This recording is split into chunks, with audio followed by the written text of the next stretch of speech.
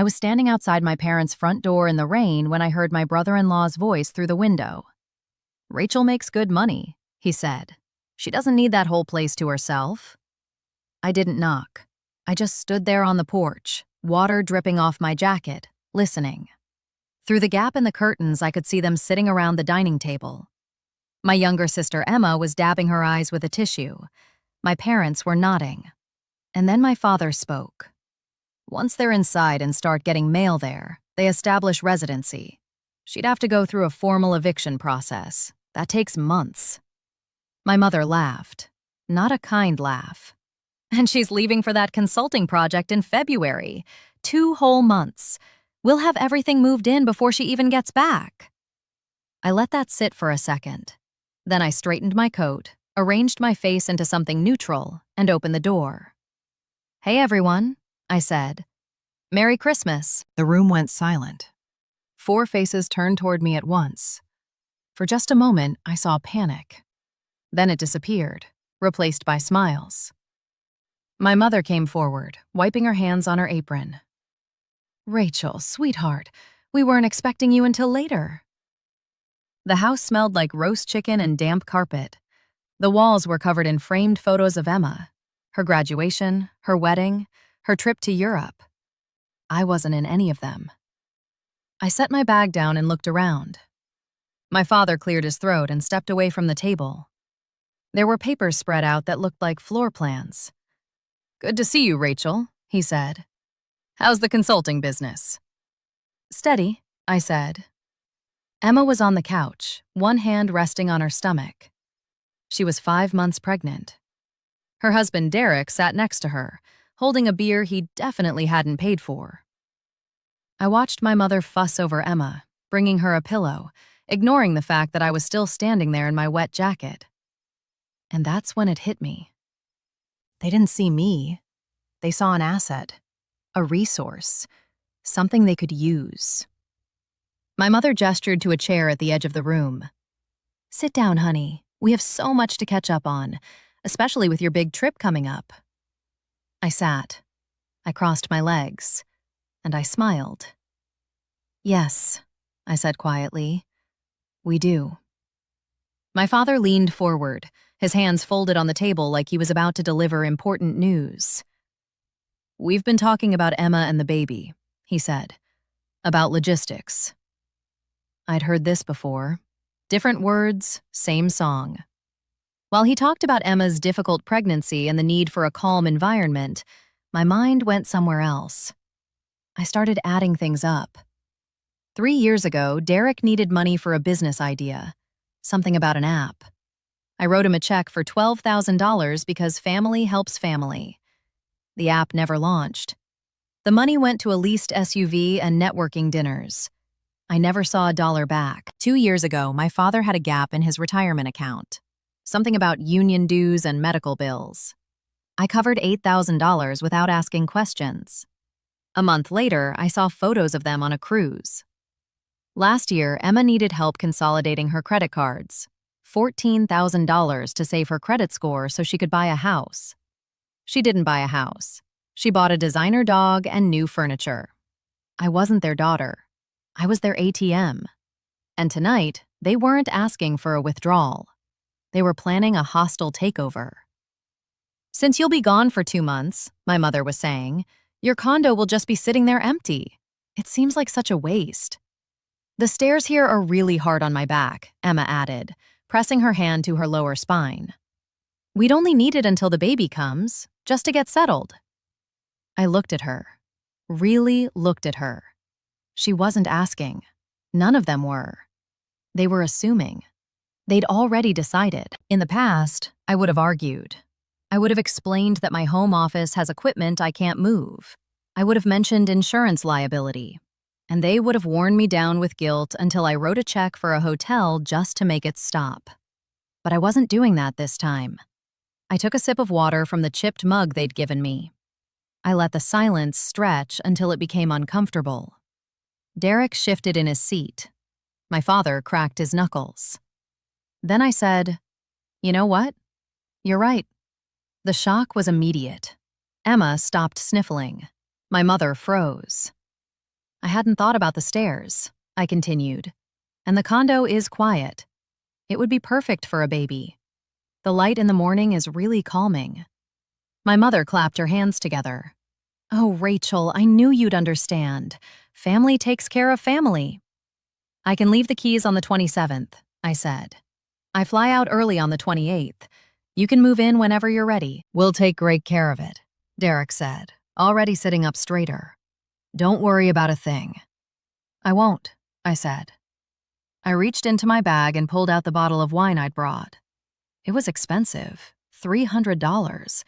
I'd meant it as a peace offering. Now it was something else.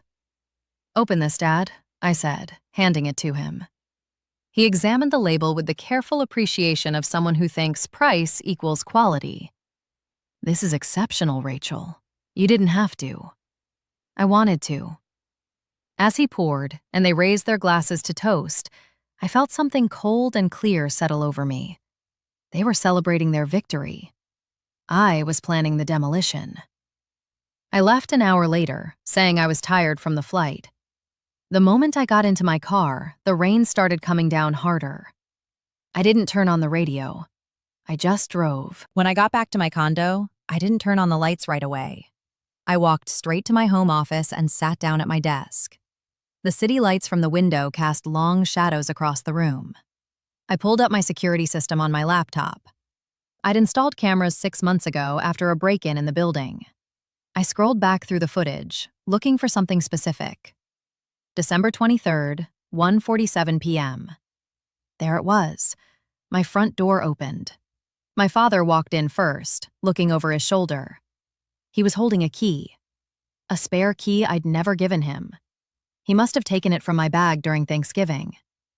Behind him came Derek, holding a tape measure. This is bigger than I thought. Derek's voice came through the speaker. He walked into my living room, his boots scuffing the hardwood floors I'd refinished myself. We could fit a huge TV on that wall. Focus, my father said. He walked straight to my office and pushed the door open. He stood there, looking at my workspace, my monitors, my desk, the framed certifications on the wall. He didn't see a career. He saw empty space. This is it, my father said. This is the nursery. The exposed brick is kind of ugly, Derek said, tapping the wall. Too industrial. Emma wants something softer. Maybe we can paint over it. Just do it white. Paint over the brick. The brick I'd spent 2 months restoring by hand. The original 1920s brick that was the reason I'd bought this place. Painted. Rachel won't notice, my father said casually. She's never here anyway. By the time she gets back, she'll be used to it. She always adjusts. She always adjusts. I closed the laptop. They hadn't just planned to borrow my home. They'd already been inside. They'd already started erasing me from it. I picked up my phone and scrolled through my contacts. I stopped at a name.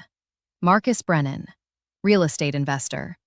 We'd worked together on a risk assessment last year. It was almost 10 at night, but I called anyway. Rachel. His voice was surprised. This is late for you. I have a proposition, I said. You still interested in the downtown condo? There was a pause. You're selling? I thought that place meant everything to you. It did, I said. My voice was steady, calm. Now it's just property. I need to liquidate fast. $340,000. That's 70 below market. I heard him shift in his chair. What's the catch? 2 conditions, I said. First, we close in 48 hours. Second, I need a full renovation crew there at 9 a.m. on December 28th. I want the walls opened, the floors pulled up, everything exposed. I want it completely gutted by noon. You want me to destroy a historic renovation? I want you to remodel it, I corrected. You've always said you'd change the layout, make it open concept, make it yours. Just start demo on the 28th.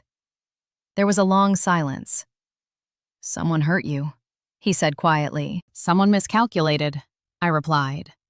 Do we have a deal? Send the paperwork, he said. I'll wire the deposit in an hour.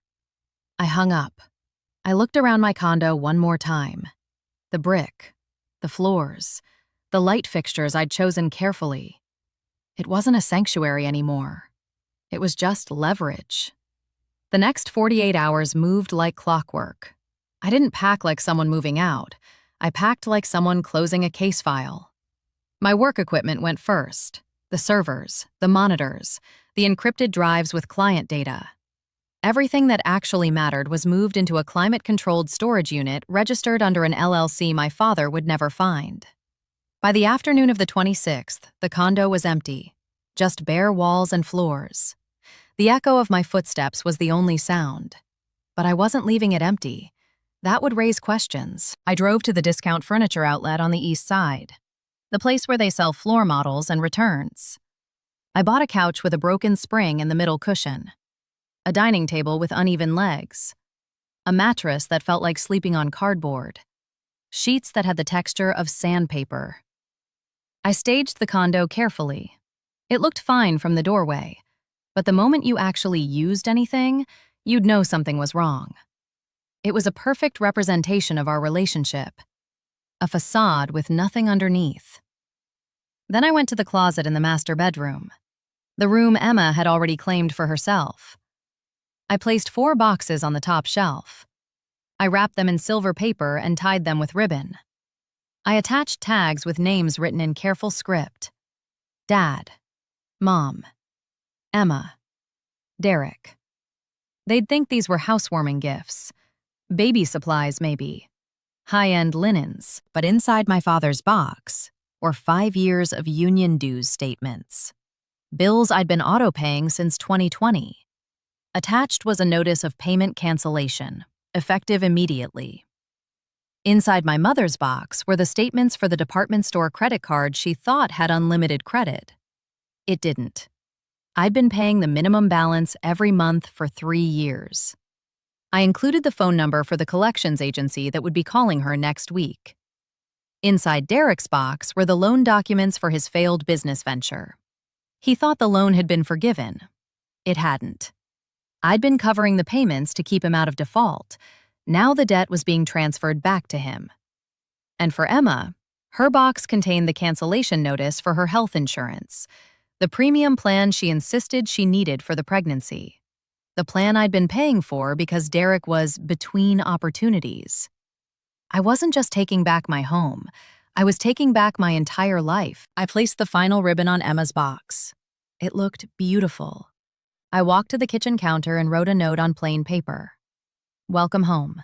Everything here is exactly what you've earned. I placed the keys under the doormat, the only promise I actually kept. Then I walked out, got in my car, and drove to the airport. I didn't look back at the building. It wasn't mine anymore. It was just a countdown. December 28th, 8:47 a.m. Pacific Time. I was sitting in the airport lounge, drinking coffee that cost more than Derek contributed to society in a week. My laptop was open. The security feed was still active. One last stream before the system went offline. They'd moved in the night before, just like I knew they would. The place looked exactly how I'd expected. Pizza boxes on the table. Derek asleep on the couch, his mouth open. Emma walking around, one hand on her back, inspecting things. "This mattress is terrible," she said to my mother, who'd apparently stayed over. "I think it has rocks in it. Rachel must have kept the good stuff somewhere else." "We'll buy new ones," my mother said, holding a coffee mug. "Once we sell some of this junk." I can't believe she lived like this. I took another sip of coffee. At 8:52, there was a knock at the door. Derek got up, rubbing his eyes. He walked to the door and opened it. 3 men in suits stood there. Behind them were 6 workers in hard hats, holding toolboxes and equipment. "Who are you?" Derek said. The man in front stepped forward. "I'm Marcus Brennan. You're trespassing on private property. This building is under new ownership as of 2 days ago. Renovation starts now." "Trespassing?" My father appeared from the bedroom, his voice loud. "My daughter owns this place. We have her permission." "Rachel King sold this property on December 26th, Marcus said calmly. "The new owner has ordered an immediate gut renovation. Demo begins in 5 minutes. "Stop," Emma said, coming into view. "You can't just do this. I'm pregnant. You have to give us notice." "There's no lease," Marcus said. "There's no rental agreement. You're squatting in a commercial development zone. You have 5 minutes to remove your belongings before we start work." My father pulled out his phone. "I'm calling the police. This is illegal." "The police have already been notified," Marcus said. "They're aware of the situation. You're welcome to wait for them if you'd like." One of the workers stepped forward with a sledgehammer. "Wait," Derek said. "Just wait. Let me—" The hammer hit the drywall. Crack. Dust filled the air. "Our stuff," my mother said, her voice rising. "Our things are still—" "5 minutes," Marcus repeated. I watched them scramble. My father was yelling into his phone.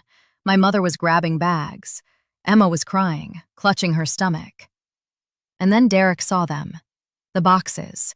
The silver-wrapped boxes on the closet shelf. "Look," he said, pulling one down. "She left us gifts. She wanted us here. This proves it." He tore open the box with his name on it. I watched his face change. Confusion. Then understanding. Then horror. "It's a bill," he whispered. "The loan. She stopped paying the loan." My father grabbed his box, ripped it open. My mother did the same. "She canceled the card," my mother said, staring at the paper. "The balance is $4,000. "My insurance," Emma said, holding up her notice. "I don't have coverage anymore." Another wall came down. Crash. They weren't just losing a free place to live. They were losing the invisible safety net I'd been holding under them for years. The walls were coming down. Literally and metaphorically. Marcus checked his watch. "Time's up." I watched them leave, carrying their bags, carrying the boxes of bills, running out into the hallway like refugees. The camera feed cut to black as the power was severed. I closed my laptop. It was done. 6 months later, I was sitting in a small cafe in Portland, drinking tea and watching the rain. It falls differently here than it does back home. Softer, quieter. My consulting contract had ended 2 weeks ago. I'd extended it twice. I wasn't avoiding anything. I just didn't have a reason to go back. A letter arrived that morning, hand-addressed. I recognized the handwriting immediately. Emma. I didn't open it right away. I finished my tea first. I watched an older couple share a pastry at the table by the window. Only then did I slide my finger under the seal. "Rachel, Mom says we're not supposed to contact you. Dad says you're dead to us. Derek says you're insane. But I need you to know what you did." We were evicted from Derek's mother's house 3 months ago. She found out about the debt, about the loans you stopped paying. She checked her own credit and discovered Derek had used her information too. She threw us out. We're staying at a motel now, the kind with weekly rates. The boys sleep on the floor. I tried to use the insurance for a checkup and they turned me away. Canceled. Mom had to go back to work. Retail. She's on her feet 8 hours a day. Dad's pension is being garnished for back taxes you used to cover. Everyone knows. The church, the neighbors. Someone posted video of the eviction online. We can't go anywhere without people staring. I'm not asking for money. I know you won't help. I just wanted you to know that you destroyed us. I hope you're happy. I read it twice. In the past, these words would have cut deep. They would have triggered guilt. I would have been on the phone within minutes, arranging something, fixing something. But today, I felt nothing. Not anger, not satisfaction, just distance. I realized something then. I hadn't just sold a condo. I'd resigned from a job I never applied for. The job of fixing everything, of being the solution to problems I didn't create. I folded the letter carefully. I didn't tear it up. That would mean it mattered. I just placed it in my bag with the other mail I'd sort through later. There was one thing I had done, though. One thing Emma didn't know about. I opened my laptop and checked my secure email. A message from my attorney was waiting. Trust established. Education fund for both minors. Accessible at age 18. Trustees assigned. Parents have no access and no knowledge of existence. I closed the laptop. My nephews would have a future. They'd have the opportunity I never had, a clean start. But their parents, my parents, they'd made their choices. They'd gambled everything on my compliance, on my endless capacity to absorb their failures. The bet hadn't paid off. I looked out at the rain, at the quiet street, at the people walking past with umbrellas. My sanctuary wasn't a place anymore.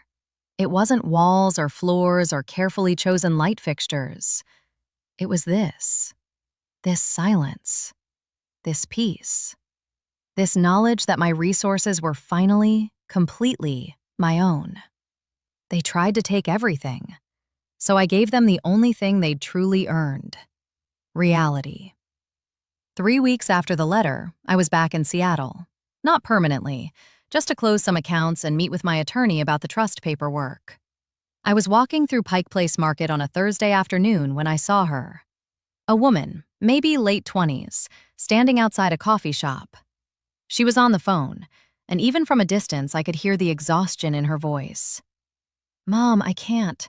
I already covered last month, and the month before that. I have my own bills." She listened. Her shoulders dropped. "Fine, I'll transfer it tonight, but this is the last time." She hung up, stood there for a moment. Then she wiped her eyes quickly and went inside. I knew that look. I'd worn it for 15 years. I almost kept walking. It wasn't my business. I'd learned that boundaries weren't cruelty, they were survival. But something made me stop. I walked into the coffee shop. She was at the counter, ordering something small, probably the cheapest thing on the menu. I waited until she sat down. Then I approached carefully. "Excuse me," I said. "I'm sorry to bother you, but I overheard your call outside." She looked up, startled, defensive. "I'm not asking for anything," I said quickly. "I just wanted to say something. You don't owe anyone your financial stability, not even family." She stared at me. "I know it feels impossible to say no," I continued, "but the cost of always saying yes is your entire life, and they'll never stop asking. Not until you stop answering." Her eyes filled with tears. "They're my family." "I know," I said, "but you're allowed to be your own family too." I didn't wait for a response. I just nodded and walked back outside. Maybe she'd think about it. Maybe she wouldn't. Either way, I'd said what I wish someone had said to me at 25. I flew back to Portland that evening. My apartment there was small, just one bedroom, no exposed brick, no history. But it was mine. Fully, completely mine. I made tea. I sat by the window. I watched the rain. And for the first time in years, I felt settled.